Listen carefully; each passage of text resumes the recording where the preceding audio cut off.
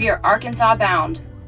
The realization of leaving our comfort zone of North Carolina hits me as we drive farther and farther away from our home.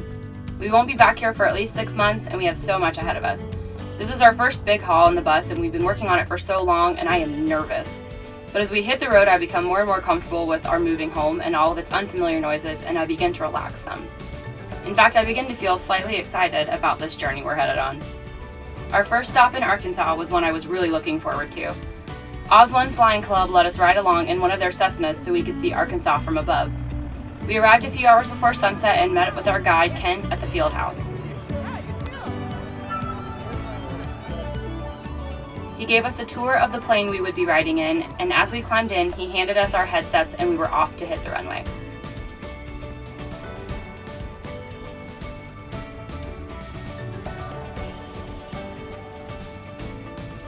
We gathered speed quickly, and in the blink of an eye, we were in the air.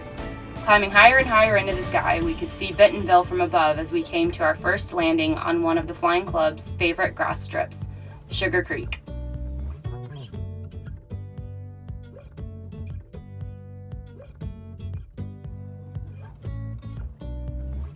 We got out and walked around a bit, admiring the fact that we were so close to town, yet felt like we were so far away, and then we climbed back into our plane and headed to our next destination. This time, Kent flew us a little farther into the foothills of the Ozarks.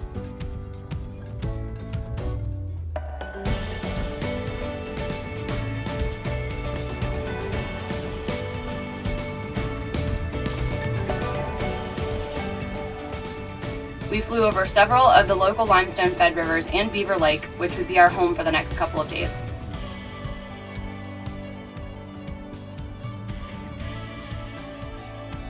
Then we came in for our second landing at the Trigger Gap grass strip overlooking the Kings River drainage.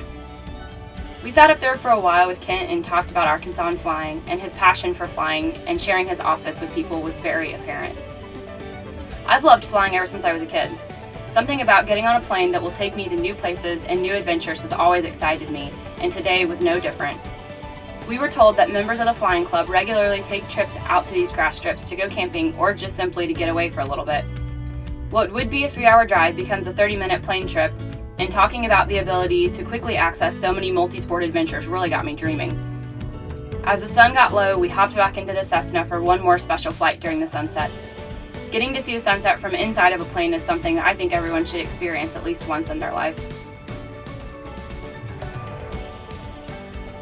We all geeked out about how beautiful it was as we came in for our final landing back at the Oz One Flying Club. As we say goodbye, I realize that I can't stop smiling. We head back to our bus to get some much-needed sleep because tomorrow we are going mountain biking. At Mystery Ranch, we build the best load-bearing backpacks in the world. We design for some of the most demanding users on the planet. We build for a different kind of customer, for folks who inspire us and for people with a job to do. We work directly with them to really understand their needs. We build with the best materials available and the most durable construction methods that exist, so our users can achieve their mission, whether it's on the front line, the fire line, the cleanest line, or the steepest line. Mystery Ranch, built for the mission. Oboz Footwear. We plant a tree for every pair sold. 1 million and counting. That's a lot of f***ing trees. Whether you want to discover locals-only backroads with a field map or use a topography map to plan your next backpacking trip, Maps.com has thousands of options to choose from. Unlike your phone, printed maps are waterproof and guaranteed not to run out of batteries or service. So next time you want to head out on an adventure or even just a drive around town, leave your digital devices at home and grab your old trusty printed map and see what kind of fun you can get into. This is Arkansas, and we're giving you a chance to experience it like never before. One lucky winner and a friend will go on the trip of a lifetime, where you'll fly into remote locations, take in guided tours of the Arkansas outdoors, get VIP treatment, and experience views that you can only imagine. Register for your chance to win this backcountry aviation adventure at Arkansas.com. This is Arkansas. This is the natural state. Hey everybody, thanks for tuning in. Before we get back to our episode, I want to share with you guys some exciting news we've got this season. All of our brand partners have super awesome gear and they've decided to share that gear with you. So we're having weekly sweepstakes where you have the chance to win some of that gear. So make sure you sign up for that. Also, starting next week on Mondays and Fridays, we're going to have shorts that'll be anything from tips and tricks from our editorial staff to deeper dives into our brand partners. So make sure you stay tuned for that bonus content there, and make sure you also like, subscribe, follow along, leave us a comment so you can stay up to date with everything going on. And if you see us out on the road, say hello. We are getting ready to pack for our overnight mountain biking trip on the Karst Loop in Arkansas, and I'm bringing the Scree 32. This is one of my favorite day packs. It's got the classic features of a Mr. Ranch pack, like the big Y-zip in the front and then the Futura yoke system in the back. And it's got the hip belts, which I really appreciate on a day pack. And it's 32 liters, which is the perfect size for an overnighter or a really long day hike. And it's not so big and bulky that it's gonna throw off my center of gravity when we're biking. And all my gear fits really nicely in here. In Arkansas, things are starting to warm up. It's May, and we're seeing our first signs of ticks of the year. So to protect ourselves and our loved ones, we're gonna do a little permethrin treatment here. This is one of my favorite products by Sawyer. It kills ticks, mosquitoes on contact. You can put it on your gear, you can put it on your dogs. Just don't eat it, and you'll be good.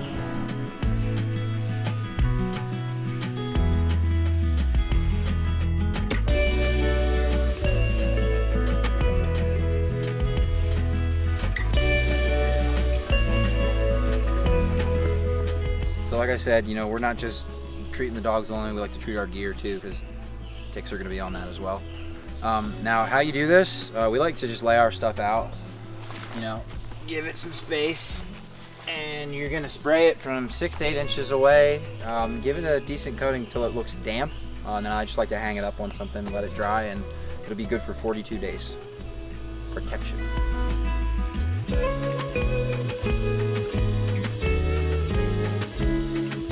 We'd swing by Fat Tire in town and then go meet with the park superintendent, Mark Clippinger. As we travel, one of my favorite things is getting to learn about the outdoors from the people in their own backyards that love them the most. And I've got to say, Mark and his team are really setting the bar for state parks. The amount of conservation, access to different recreational activities, and thought that goes into this place is just stellar. They even have interactive maps and a really cool learning center where you can learn about local wilderness and wildlife inside their welcome center. We would also get to meet Amber Brown with Arkansas Parks Foundation, who would talk trails with us and join us for some of the mountain biking on the trails that her team helps build and manage.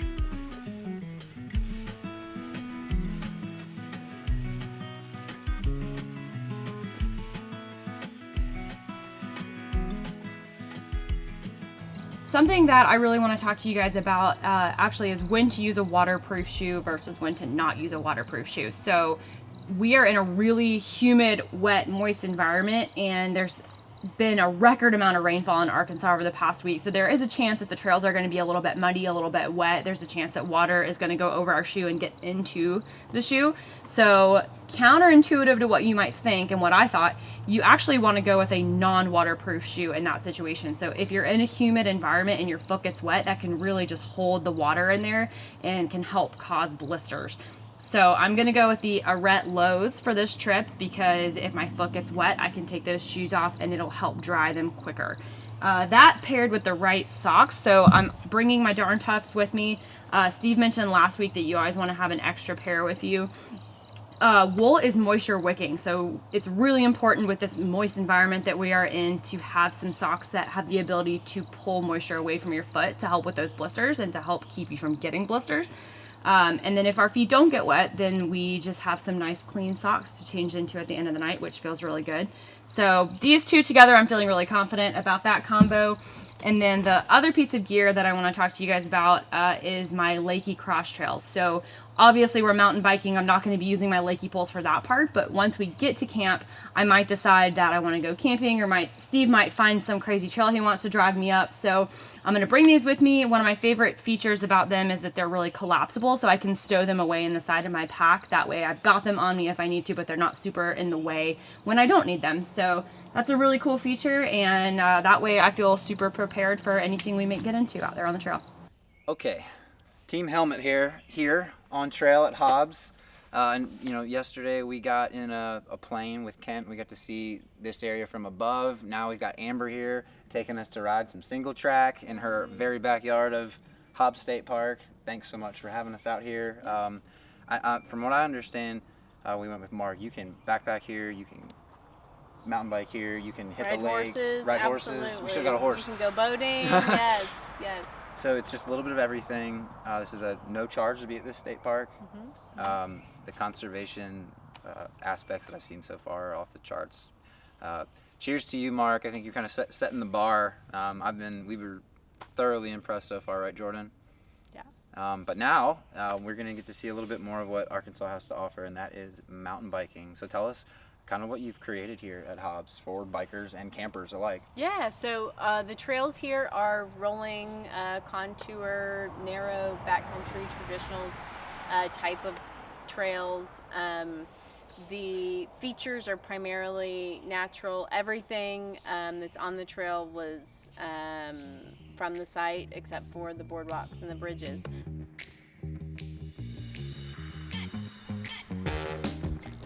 After parting ways with Amber, we would pedal onto our lakefront campsite. We chose a 16-mile loop where halfway we would arrive at some backcountry sites right on Beaver Lake. The karst loop was legendary right off the bat. Fast and flowy single track with really neat views of the lake and some awesome limestone outcroppings.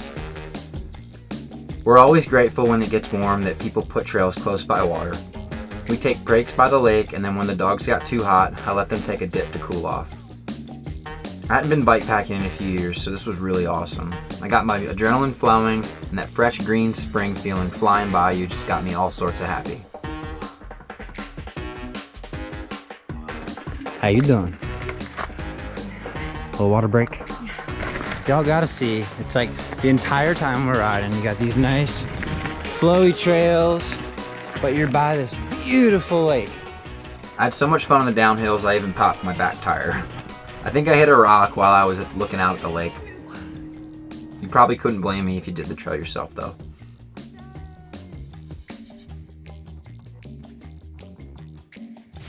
The water here is beautiful. Right, Sage? You like it? I like it. Is it good?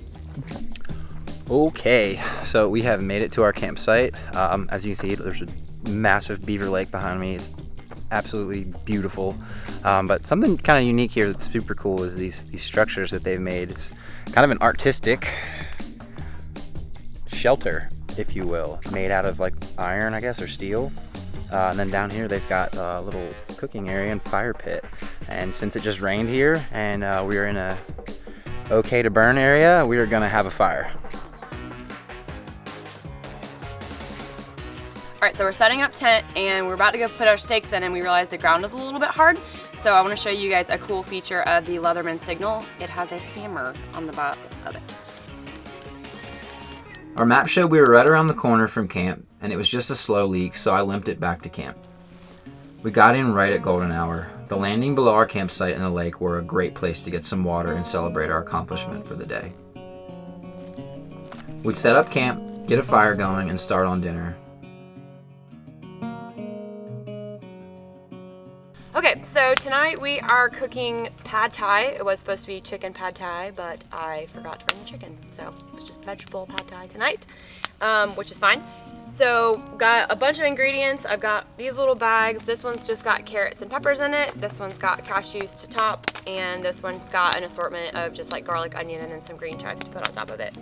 I've also got some rice noodles. I got the express kind because it's just easier to use out in the backcountry if they're kind of semi-cooked. And then I mixed up the sauce before. This is just soy sauce, rice vinegar, a little bit of lime juice, and then I put some peanut butter and some sugar in it too, just because I like the way it tastes. And then I've got a little bit of sesame seeds to top with as well. And yeah, so let's get to it. Luckily we are allowed to have fires here, so I am going to saute up the vegetables in the Jetboil frying pan on the fire, which is going to be really awesome. And then I've got the mini mo to cook the noodles in. I really like the mini mo because it's shorter and wider, so if you're doing any kind of noodle or rice dish, it is really easy to cook with and use. And of course it's got the simmer control, which makes it really easy to use the temperature gauge there. So let's get at it. Chop. A chip it, a chop.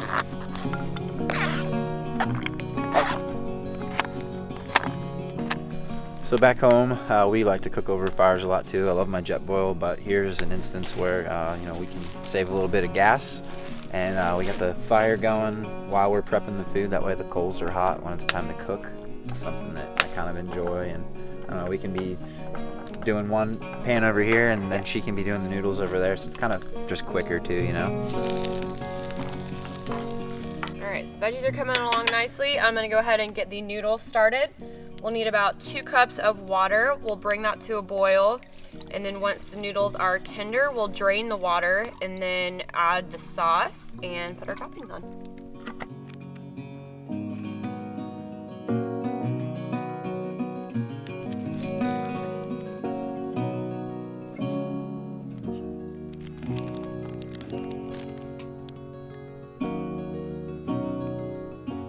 Did anyone else just see that? I think she's feeding me mozzarella cheese and she's boiling it.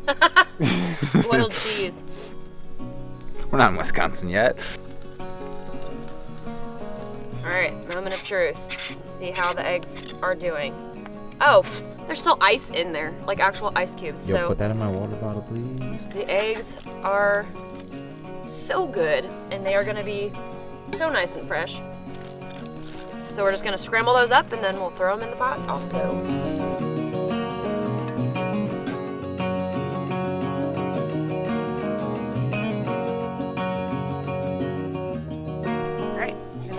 Top it with the scrambled eggs, and then we're gonna put some cashew sesame seeds and green chives on top and enjoy. For the full recipe, you can go to Jetboil's website. They'll have the details on this meal there. All right, I had to turn the headlamps on. It gets dark quick, but this is the final product.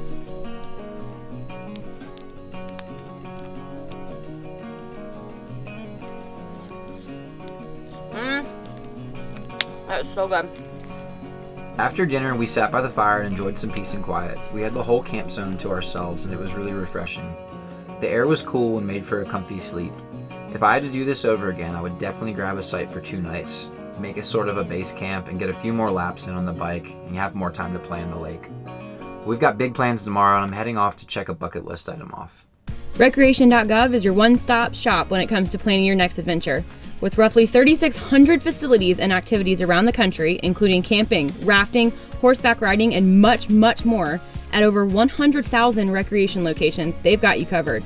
Using all of the tools, services, and information on their site, you can dream up your next trip and then go live it. Lakey expands its groundbreaking cross trail line to include a traditional trekking 3-section configuration. Featuring the innovative hybrid cross shark grip, it offers the speed and power transmission of the Trigger Shark system, combined with the support of an ergonomic hiking grip for additional support and comfort on descents. The breathable strap features a wide support area for effective power transfer and a secure fit. The sweat-absorbing grip allows for maximum control, and the length adjustment is made easy and secure with the Speedlock 2 on 100% high modulus carbon shafts for lightweight durability. From the moment you wake to the fuel you need, from ingenious products that empower true adventure to simple gear that enables fun, products that perform in any terrain, anywhere, for anyone. A relentless ally for your adventures. The adventures that live inside us all. You can't take full advantage of hiking if you don't take good care of your feet, and that's why we love Darn Tough so much. Made in Vermont, they knit category-specific socks from a merino wool blend in a variety of fun colors and designs. Best of all, Darn Tough offers an unconditional lifetime guarantee on all of their socks.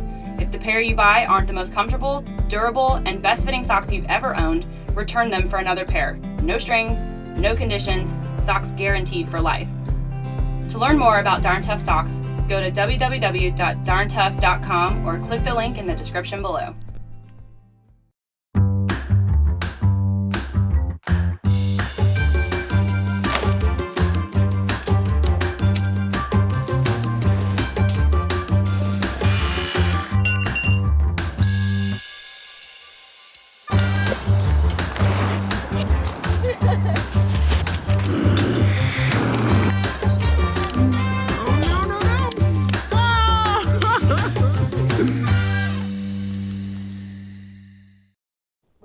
As I blink open my eyes, I feel a little more tired this morning than I usually do after a night in the woods. Partially from biking and using muscles that haven't been used in a while, but mostly because of the reoccurring guests we had outside of our tent last night. So apparently there's a ton of armadillos in Arkansas, and They're nocturnal, so they love to. They're out at night, and they are so loud for being smallish creatures. They really get in those leaves. So we woke up quite a few times last night to that. And it sounds really scary. It sounds like a giant animal, but just a little armadillo. We have about an 8-mile ride back to our truck, and the weather and the views are both spectacular. We gather our gear and pack up our bags, and I head down to the lake for one last look and to top off our water bottles. After some serious contemplation on whether or not I should jump into that beautiful water, I decided against it and instead climbed my sore body back onto my bike, and we hit the trail. Dun dun dun. Okay, so I want to show you guys one of our favorite features of this tent. So if you've ever camped or lived on the East Coast or anywhere where there's a lot of humidity, you understand why this is so important. So basically the ventilation on this tent, with the tension ridge being flipped upside down, it allows them to have this apex vent, which is the top vent. It really is truly at the top of the tent. And underneath here, it's got a little zip away. They've done away with the mesh on the inside, so you actually get a ton more airflow through there. And then you can see this little ridge here, so that if it does rain and water goes up in a crazy storm, it won't actually go into your tent. And they've done a ton of testing on that. But if for some crazy reason you are getting water in there, you can actually reach around and zip that closed from the inside. So that's super cool. That is just one half. So the other half is actually these baseline vents down here. So on both sides of the vestibule, you can unzip and attach it kind of at the halfway point here. And then when you close this, it allows you to get some airflow. And the way this works is it goes underneath and sucks out the top, so you're getting constant airflow on the inside. We have slept in this thing a ton of times now. We've had no issues with condensation, and we are on the East Coast, so it is a big issue with the humidity, and this thing is great in any weather condition. We've stayed super dry. She ain't lying. Okay, so like I said yesterday, the ground's really hard here, and I'm having trouble getting this last stake out. So just a quick trick is you can take another stake, throw it through that little loop, and then it pulls right out. Give you some leverage there.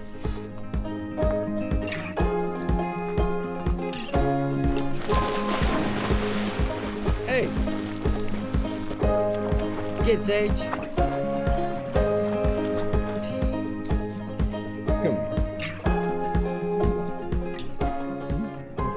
I don't really want to leave. This site is pretty spectacular. I'd gladly spend the day here and go swimming and maybe do another lap on the car sloop, but we gotta drop the bike off, or the bus off, the bike's off, and then we are headed to Gaston, so here we go.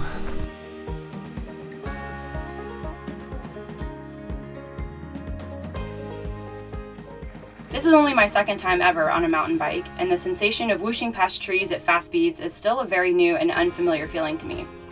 My confidence comes in waves, as I have some stretches where I feel invincible, and others where I feel like a child learning how to simply ride a bike again. It's nerve-wracking and adrenaline pumping all at once, and I can easily see how people get addicted to this sport. Once their butts get used to the seat, of course. And then, about halfway into our trip, I fell. Hard. We were thinking about saving this for later, but it just so happened that it came up, and we wanted to discuss two things: planning ahead before you go, and knowing your map and coming up with a plan on your route. Sometimes things go wrong. We can't always stick to the route, so it's good to know if you have any exit plans, if you're going to have service out there, or what the area is going to be like, just in case something goes wrong. Something did go wrong. Jordan took a little spill. A big spill. A pretty big spill. I won't show you what's going on under these hash browns here. We didn't have any ice. We had cold hash browns. It actually works really well, though. Yeah.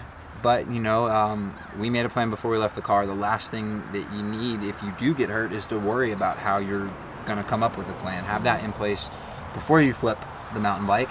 Yes. Or before you take that tumble. And your maps are really good key for that. We both keep a copy on us.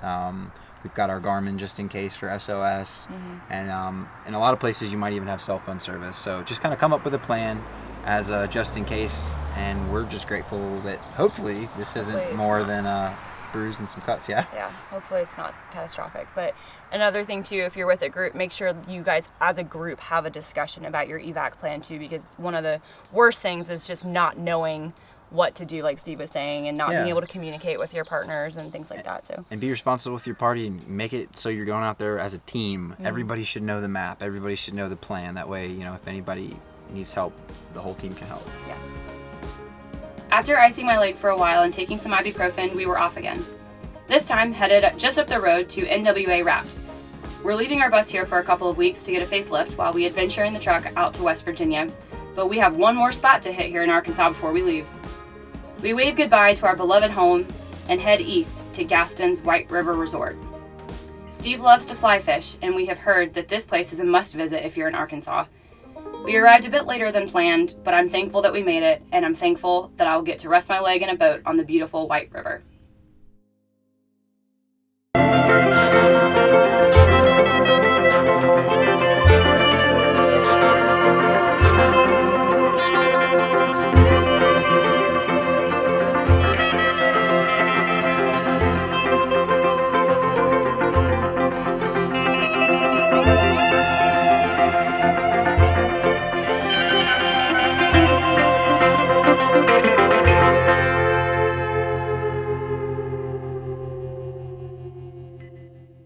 Yellowstone Bourbon is handcrafted in the state of Kentucky. These small batch whiskeys are the work of 7th-generation craftsmen, resulting in a unique taste, perfect for the trail. Plus, a portion of every bottle sold goes to helping preserve our national parks. Cheers to that. To learn more about the products from Yellowstone Bourbon, head on over to limestonebranch.com or click the link in the description below. Since 1984, Sawyer has manufactured gear for outdoor enthusiasts that expect the best. We are an independent brand dedicated to developing and creating technically better protection for everyone. So when you buy Sawyer products, you're not only protecting the ones you love, you're helping protect millions of people lacking access to clean water. And you're helping us to do more. Protect more, give more, and innovate more, which helps us be more than an outdoor company. What tools do we use to mark the way? We mark time by days, weeks, and years. But the stuff we remember, the good stuff, we mark by moments. Moments where we're challenged and overcome. The kind that get dirt under our nails and fire in our hearts. We believe that every problem has a solution, and that every solution is a moment where we prove who we are. These are moments made. What are we about to do? We're going to check off a bucket list item. We are fishing the White River. Been looking at this one for a while. It's loaded with brown trout. It's tailwaters here in North Arkansas. Yeah, I'm excited. All right, ready? Puppy stand. It sure was cool getting connected with this place. Gaston's is a fishing lodge on the infamous White River. You can fly in, or you can take the beautiful drive through the Ozarks to get here. It's been around since the 50s, and it keeps all sorts of different people coming back for more. So we are just getting out here on the White River with our guide. This particular river just so happened to be on my bucket list too, as a fisherman. It's a tailwaters off Bull Shoals Lake and probably hosts some of the biggest brown trout I've seen come out of the East Coast. Frank loaded me up with a caddis to match the dry hatch, and we also ran a nymph rig too. I had a good time in Frank's office. He was a wonderful guy and a pleasant guide.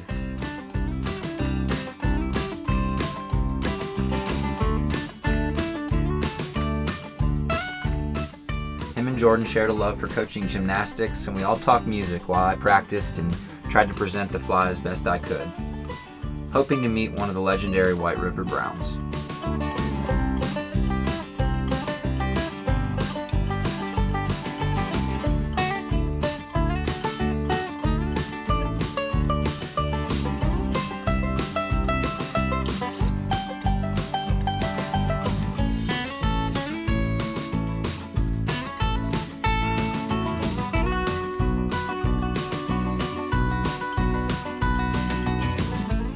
Conditions weren't ideal and it was a busy day on the water, but not too long in, we managed to hook up with a few rainbows. Later in the day, storms approached, and the thunder meant we were going to have to start heading back early. But before our time was up, a big brown took a nymph, and for a few seconds I got to see what the White River was really about. Man. It's a good looking fish though, way bigger. Is it? Nah, it's rainbow, right? It's a buck. It's good looking. It's a pretty fish. Hold him at the camera. Arkansas, you've been good to us. Alright. Let them go, let them grow. How you doing? I'm happy. This is awesome. Got to see a monster brown jump. It was on my line, even if it was only for a few seconds, but you know, this is what it's about. This is why we're here. This is, you know, it's amazing. Yeah. I'm Frank Saxa. I've been a fishing guide for over 35 years, but I actually fished all my life. I grew up in a fishing family, so I was fishing before I could walk. So this has been second nature to me. In fact, I don't feel right unless I'm in a boat. So yeah, I've started getting gassins back in 1985 or something like that. So it's going on 30. I've lost track. 35 straight years of guiding on the river, on the White River, mostly for trout. I do a little bit of guiding on Bull Shoals Lake, but mostly for trout. I've been teaching their fly school now for at least 10 years, so I've taught a lot of people to fly fish, which is, in fact, I taught one family 3 generations how to fly fish. That's been cool. Granddad came, then dad, and then the son. So yeah, it's pretty neat when you can teach somebody something that they're going to do for the rest of their life. That's well worth all the patience and the tangles, everything that goes along with teaching somebody something. See, I taught competitive gymnastics for 12 years. I have my private school of gymnastics for 12 years. I taught women's softball. I teach guitar. I teach fly fishing. And I think there's no better, feeling you get is when you pass on something that you learn. And when you learn something and you do it's part of your life, and you get passed on to somebody that they're going to do for the rest of their life, and maybe pass on to their children, there's no better feeling.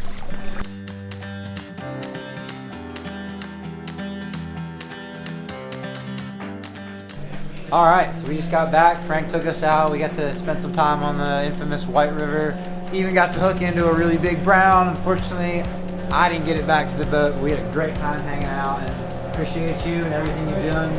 It's great talking life with you, and we hope we'll come back for sure. Yeah. I want to show you one of my favorite features of the Recreation.gov website. It's got a lot of things to offer, but if you scroll down, one of the features, there's this trip builder page. So if you click on that, you can actually put in your starting and your ending location, and it kind of tells you everything that's along your route. It's super helpful, especially if you have a really long drive and you may need to stop at a campground or a camp spot. So I'm going to put in our starting location. So we are currently outside of Lebanon, Kentucky. We're headed to Elkins, West Virginia area. You can also add your dates and your guests and stuff, but I just do those two, and then you can click Start Planning. It shows you all kinds of stuff on your route, and you can change the buffer zone there of how far off your route you want to go, and it tells you you've got national forest. So basically, I'm using this today to see, we're going to be passing through a bunch of national forests, so we're going to break the drive up and find a camp spot there. We ran back to our room to let the pups out and then headed for their restaurant. The chef is crazy talented, so try the food if you go. We sat at the bar, and a few drinks later we made a couple new friends. Some other guys traveling, a fly guide shop owner, and our wonderful bartender made our night. We told fish stories and goofed off, and it made me realize that the places are wonderful that we get to go to, but it's the people we meet that often make the trips even more memorable.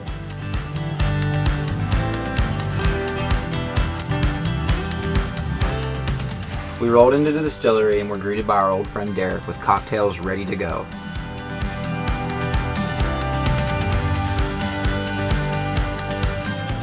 Derek? Good, how are you all? Glad to see you come back. It's so good to see you. It's been about a year. How's your year been? Can't complain, not at all. Sweet. It's been a good year. Awesome. We're super excited to be back here and have some more of your world famous cocktails. Well, I'm glad to see you come back. What do we got? I see you got a razzmatazz. I got a razzmatazz I featured, and I'll be glad to make it for you. Yes, I would love that. All right. So that razzmatazz starts out with 1 ounce Yellowstone bourbon, 1 ounce raspberry chambord. Half ounce of my homemade vanilla simple syrup. Nice. And then 4 dashes of chocolate bitters. Sounds heavenly. It's about lunchtime, so yeah, it's okay to have a cocktail. Add a little bit of ice, just a little bit. You gotta have plenty of ice. Okay. It's good for a hot day then. Mm-hmm. Drink for a hot day. Did you make us recipe? We created it here. Yeah. Couple of shakes. Strain that out into a glass. Oh my gosh. And then top it with just a splash. Okay. A bubbly. Of club soda. And that gives you the razzmatazz. Razzmatazz.